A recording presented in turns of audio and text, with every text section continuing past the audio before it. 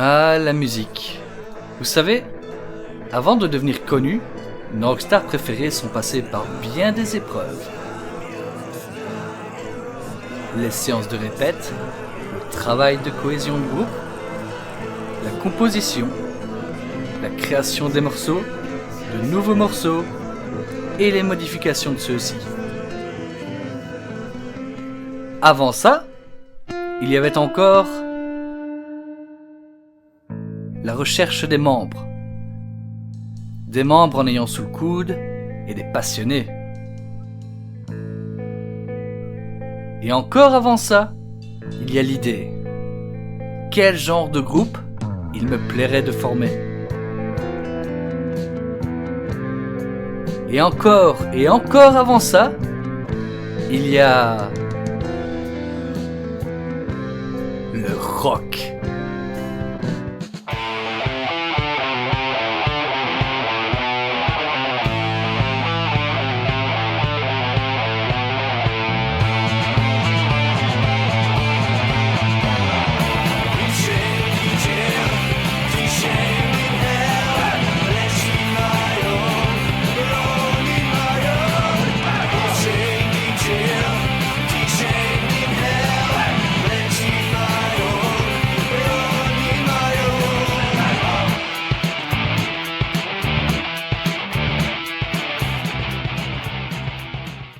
Pour votre premier concert, le tout premier, comment vous avez fait pour gérer le stress? Quel premier concert? Pour John, généralement, c'est la drogue. Bah, la drogue, hein, Joe? Ouais. Moi, c'était pas avec ce groupe-ci. J'étais assez jeune, donc ça a été. Le problème, c'est pas le concert, c'est les commentaires des gens après, parce qu'en général, t'es nul.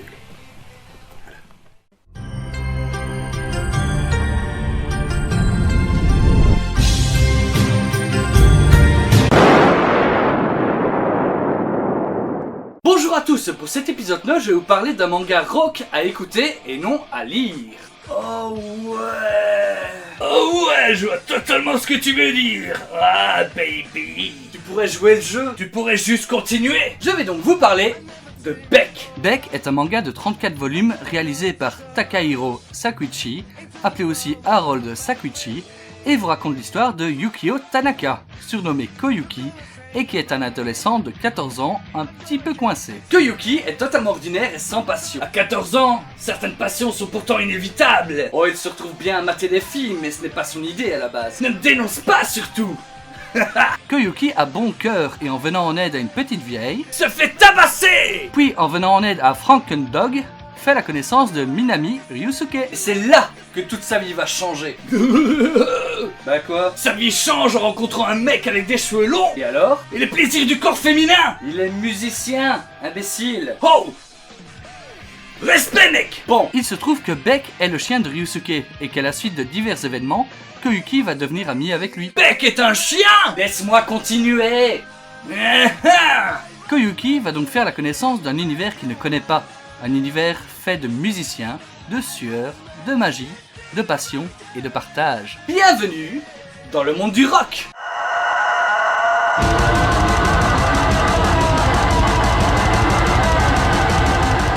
Il s'agit d'une totale révélation pour Koyuki. Lui qui n'écoutait que ses chansons d'idol, toutes aussi mignonnes les unes que les autres! Oh là là! Koyuki se mit à se documenter sur le rock et notamment sur les Dying Breed, le groupe rock du manga, qui est à la base de la révélation de Koyuki, et finira par écouter leur dernier album en boucle. Et apprendre des cours de guitare. Ryusuke a une sœur, du nom de Mao. Rien à voir avec moi. Koyuki fera donc connaissance de Mao, et une relation bien étrange va se former entre les deux personnages, et lors d'un moment... Rien à voir avec moi, putain! Et lors d'un moment intime... Ouais! Intime, dans le sens privé, mec. Mao va pousser la chansonnette, et à sa grande surprise, Koyuki va la suivre.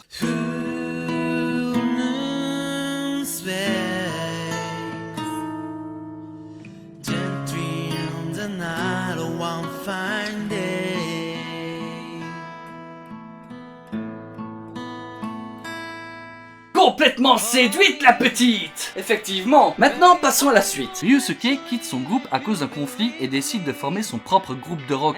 Et Koyuki l'accompagne dans cette recherche de membres. Plusieurs personnes acceptent la proposition et à l'aide de Mao, Koyuki est également de la partie. Nous avons donc là la naissance de Beck. Ce qui est intéressant dans le manga, c'est le côté réaliste de l'histoire. Beck va connaître énormément de difficultés pour percer, sans oublier les dures lois du showbiz et tout le bordel pratiquement mafieux qui peut s'y trouver. Le travail de cohésion de groupe est aussi mis en avant, et il n'est pas toujours facile de toujours s'entendre. Mais finalement, un groupe, qu'est-ce que c'est? Des connards qu'on doit se traîner tout le temps si on veut faire de la musique. Non, une bande de connards. Parce qu'en plus, ils traînent ensemble, c'est con. Ouais, on va attendre qu'il ait fini de pisser. Ah, si on l'entendra, c'est Et non, longtemps. tu vois, un groupe c'est quoi? Bah, c'est vivre ensemble. Les gars, je vais pisser! C'est ça.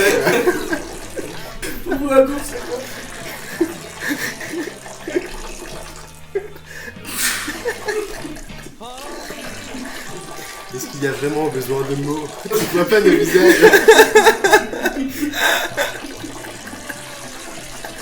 Un groupe.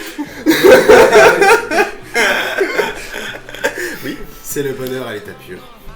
Allez. Oh mais c'est génial ça, n'est-ce pas? Et si moi je m'y mets? T'arrive-t-il de t'envoyer en l'air tout en chantant? Allez quoi.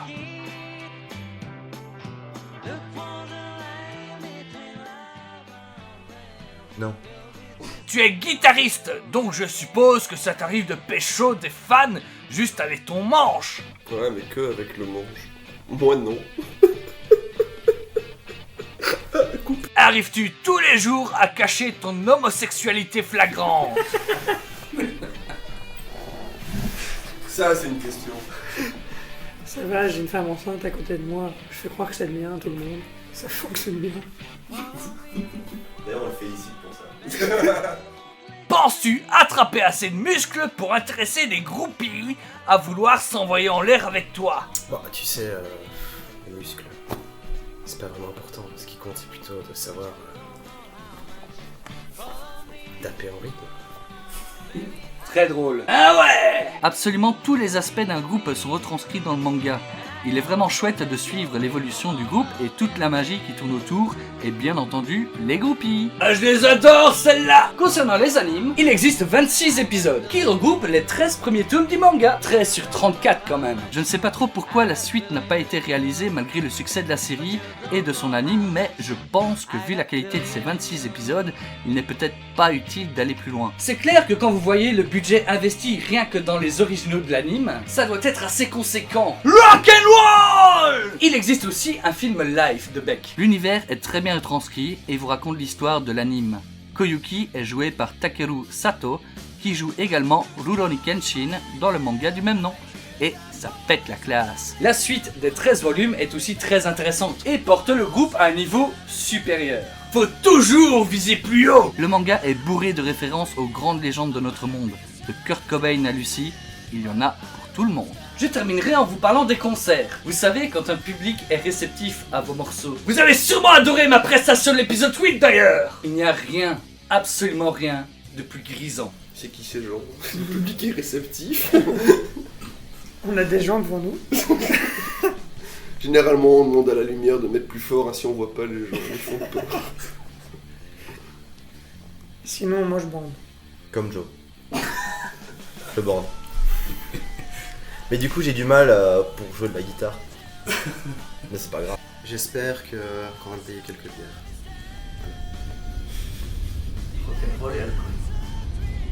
C'est quoi cette lumière là? Tomber sous la gueule, là, putain! Ah!